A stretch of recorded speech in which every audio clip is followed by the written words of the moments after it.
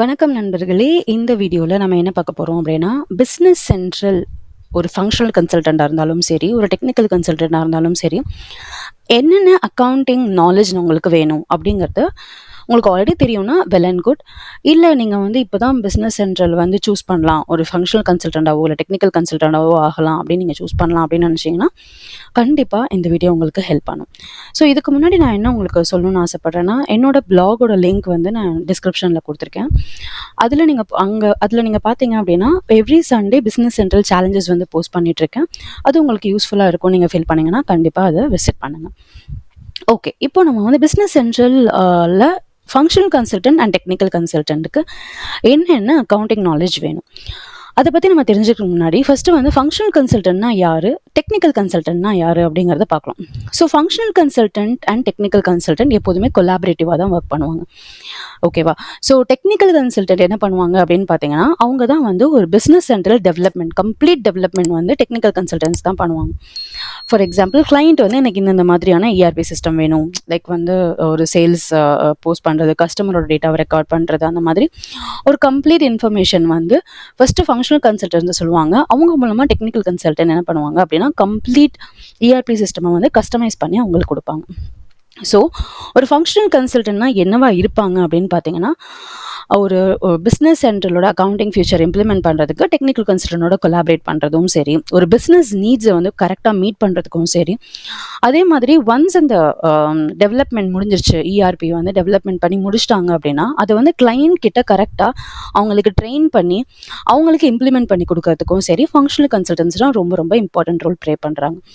So technical consultants, நான் as usual உங்களுக்கு சொன்ன மாதிரி டெக்னிக்கல் கன்சல்டன்ட் என்ன பண்ணுவாங்க அப்படின்னா, டெக்னிக்கலாக சப்போர்ட் ப்ரொவைட் பண்ணுவாங்க. லைக் கோடிங் எழுதி அந்த கம்ப்ளீட் இஆர்பி சொல்யூஷனை டிசைன் பண்ணி கொடுக்கறது. அதுக்கப்புறம் வேறு ஏதாவது இஷ்யூஸ் இருந்தால், டெவலப்மெண்ட் லெவலில் ஏதாவது இஷ்யூஸ் இருந்தால் அது அவங்க பார்த்து கொடுப்பாங்க. ஸோ இந்த ரெண்டு டைப் ஆஃப் கன்சல்டன்ட், இதில் என்ன கன்சல்டண்டாக இருந்தாலும் சரி, உங்களுக்கு accounting principle, accounting general accounting கண்டிப்பாக தெரியணும். ஒரு சில அக்கௌண்டிங் நாலேஜ் இருக்கணும். அதில் முக்கியமான ஒன்று அப்படின்னு பார்த்தீங்கன்னா ஜென்ரல் அக்கௌண்டிங். ஸோ ஜென்ரல் அக்கௌண்டிங்னு பார்த்தீங்கன்னா உங்களுக்குலாம் என்னென்ன தெரிஞ்சிருக்கணும் அப்படின்னா, ஜென்ரல் லெட்ஜர்னா என்ன அப்படிங்கிறது தெரியணும். ஓகேவா? ஸோ ஜென்ரல் லெட்ஜர்னா என்ன அப்படிங்கிறது தெரியணும், ஜேர்னல்ஸ்னா என்ன அப்படிங்கிறது தெரியணும், ஃபினான்ஷியல் ஸ்டேட்மெண்ட்ஸ் அப்படின்னா என்னன்னு தெரியணும். ஓகேவா? அதுக்கப்புறம் சார்ட் ஆஃப் அக்கவுண்ட்ஸ்னா என்னன்னு தெரியணும். அப்புறம் double entry book keeping. Okay, so இதிலே basic other concepts like profit and loss, அந்த மாதிரியான குட்டி குட்டி கான்செப்ட்ஸ் எல்லாமே இதிலே கவர் ஆகிடும். ஸோ இந்த இன்ஃபர்மேஷன் எல்லாமே ஜென்ரல் அக்கௌண்டிங்கில் உங்களுக்கு தெரிஞ்சிருந்திருக்கணும், அக்கௌண்டிங் பிரின்சிபல்ஸில். ஸோ இது நம்ம என்ன பார்த்தோம் அப்படின்னா, ஒரு பேசிக் அக்கௌண்டிங்கில் என்னென்ன கான்செப்ட்லாம் தெரியணும் அப்படிங்கிறத பார்த்துட்டோம். இப்போது அடுத்து பார்க்குறோம் அப்படின்னா, நெக்ஸ்ட் உங்களுக்கு என்ன தெரிஞ்சிருக்கணும் அப்படின்னா, ஃபினான்ஷியல் மேனேஜ்மெண்ட். அதாவது ஒரு ப்ராசஸ், ஃபினான்ஷியல் மேனேஜ்மெண்ட்டோட ப்ராசஸ் என்ன அப்படிங்கிறது தெரிஞ்சிருந்திருக்கணும். ஓகேவா? ஸோ அந்த ப்ராசஸில் என்னெல்லாம் இருக்கணும், என்னெல்லாம் உங்களுக்கு ஃபர்தராக தெரிஞ்சிருக்கணும் அப்படின்னு பார்த்தீங்கன்னா, பட்ஜெட்டிங். ஓகே, ஸோ ஃபஸ்ட்டு உங்களுக்கு என்ன தெரியணும் அப்படின்னா, பட்ஜெட்டிங் என்னது, எப்படி பண்ணலாம், என்னென்ன பாசிபிலிட்டிஸ் இருக்குங்கிறது தெரியணும். அதுக்கப்புறம் கேஷ் ஃப்ளோ மேனேஜ்மெண்ட். ஓகேவா? கேஷ் ஃப்ளோ மேனேஜ்மெண்ட் தெரியணும். ஃபினான்ஷியல் ரிப்போர்ட்டிங் அண்ட் அனாலிசிஸ் தெரியணும். Okay, financial reporting and analysis. ஓகேம்மா, இது ஃபங்க்ஷனல் கன்சல்டன்ட்டுக்கு நான் சொல்கிறேன். இதுவே டெக்னிக்கல் கன்சல்டண்ட்டாக இருந்தாலும் அவங்களுக்கு ஜென்ரல் அக்கௌண்டிங்கில் நான் சொன்ன பேசிக் பிரின்சிபல்ஸ் எல்லாமே தெரிஞ்சிருக்கணும். ஃபார் எக்ஸாம்பிள், நான் உங்ககிட்ட சொன்னேன் இல்லையா, லைக் அண்டர்ஸ்டாண்டிங் உங்களோட financial management, double entry book keeping, chart of accounts, general ledger, இது எல்லாமே தெரிஞ்சிருந்திருக்கணும். அதுக்கப்புறம் ஃபினான்ஷியல் மேனேஜ்மெண்ட்டில் இது எல்லாமே தெரிஞ்சிருந்திருக்கணும். ஓகேங்களா? ஸோ அடுத்து பார்த்தோம் அப்படின்னு அடுத்தது என்ன கான்செப்ட் தெரிஞ்சிருந்துருக்கணும் அப்படின்னு பார்த்தீங்கன்னா, அவங்களுக்கு கண்டிப்பாக அக்கௌண்ட்ஸ் பேயபிள் அப்படிங்கிறது தெரிஞ்சிருந்துருக்கணும். ஸோ அக்கௌண்ட்ஸ் பேயபிளில் என்னெல்லாம் வரும், அக்கௌண்ட்ஸ் பேயபிள்னா ஒரு நாலேஜ், லைக் ஏஆர் ப்ராசஸ் என்ன நடக்கும், அக்கௌண்ட்ஸ் ஏபியோட ப்ராசஸ் என்னென்ன நடக்கும் அப்படிங்கிறது தெரிஞ்சிருந்துருக்கணும். இன்க்ளூடிங் வெண்டார் மேனேஜ்மெண்ட், வெண்டார் எப்படி மேனேஜ் பண்ணுவாங்க, வெண்டார் மேனேஜ்மெண்ட் தெரிஞ்சிருந்திருக்கணும். இன்வாய்ஸ் ப்ராசஸிங் தெரிஞ்சிருந்திருக்கணும். ஓகேவா? ஸோ இன்வாய்ஸ் ப்ராசஸிங் தெரிஞ்சிருக்கணும்.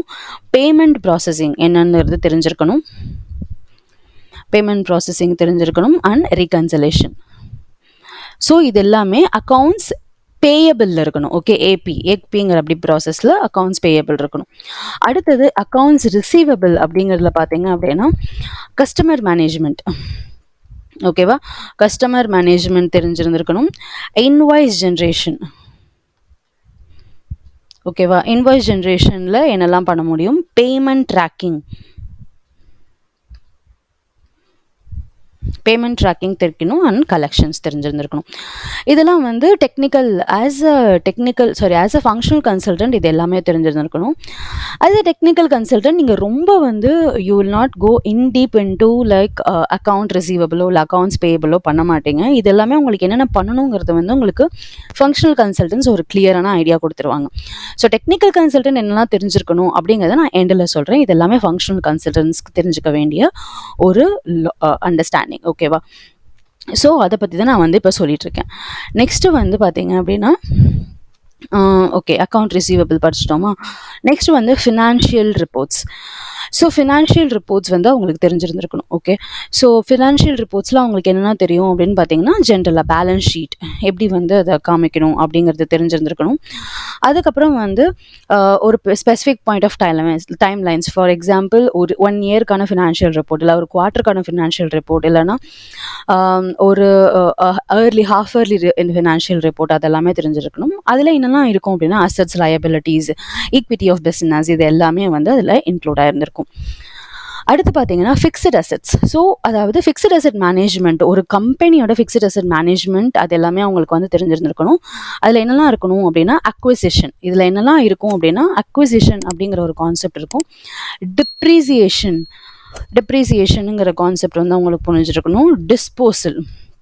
டிஸ்போசல் தெரிஞ்சிருந்திருக்கணும் and maintenance. Okay, disposal and maintenance வந்து அவங்களுக்கு தெரிஞ்சிருக்கணும். ஸோ இதெல்லாம் வந்து ஃபிக்ஸட் அசெட் அப்படிங்கிறதுல வரும்.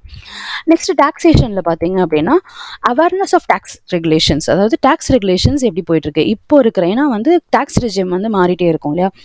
ஸோ அந்த டேக்ஸோட அவேர்னஸ் இருக்கணும் அண்ட் டேக்ஸ் கேல்குலேஷன்ஸ் எப்படி பண்ணும், எந்தெந்த மாதிரி குட்ஸுக்கு எவ்வளோ பர்சன்டேஜ் டேக்ஸு, சிஜிஎஸ்டி எவ்வளவு, எஸ்ஜிஎஸ்டி எவ்வளவு, இது எல்லாமே இருக்கணும். டேக்ஸ் ரிப்போர்ட்டிங், இது எப்படி வந்து டேக்ஸை வந்து எப்படி ரிப்போர்ட் பண்ணும், டேக்ஸ் ரிப்போர்ட்டிங் தெரியணும். கம்ப்ளைன்ஸ் அண்ட் ரெக்வயர்மெண்ட்ஸ், இது எல்லாமே அவங்க வந்து தெரிஞ்சுக்கிட்டாங்க, அண்டர்ஸ்டாண்ட் பண்ணிக்கிட்டாங்க அப்படின்னா it is well and good and very very useful. And finally cost accounting. So cost and accounting வந்து basic grasp of cost accounting principles. என்னென்ன பேசிக் கிராஸ்ப் இருக்குது, என்னென்ன பேசிக் திங் இருக்குது அப்படின்னு பார்த்தீங்க அப்படின்னா ஃபர்ஸ்ட் வந்து காஸ்ட் அக்கௌண்டிங் பிரின்சிபல். ஓகேவா, இது இருக்குது. அப்புறம் cost allocation. Okay, and cost centre management, அப்புறம் காஸ்ட் அனாலிசிஸ். ஸோ இதெல்லாம் வந்து பேசிக் அண்டர்ஸ்டாண்டிங், இது எல்லாமே இருக்கணும்.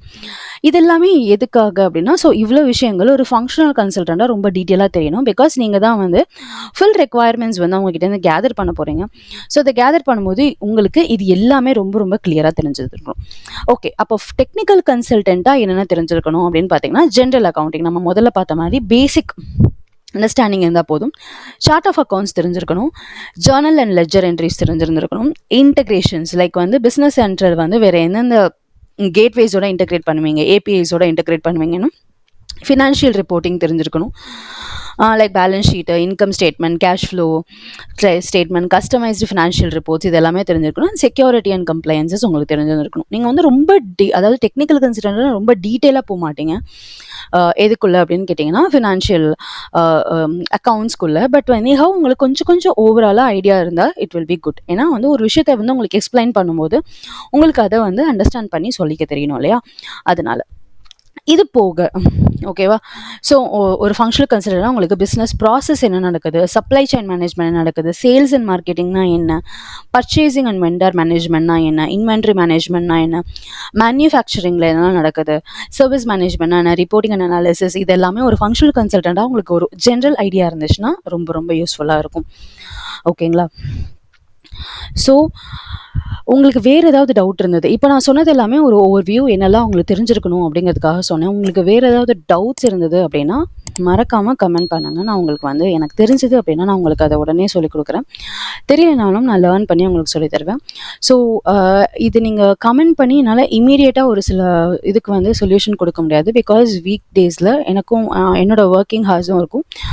ஸோ கண்டிப்பாக என்னால் எவ்வளோ சீக்கிரம் முடியுமோ அவ்வளோ சீக்கிரம் வந்து நான் அதுக்கான சொல்யூஷனை உங்களுக்கு ப்ரொவைட் பண்ணுறேன்.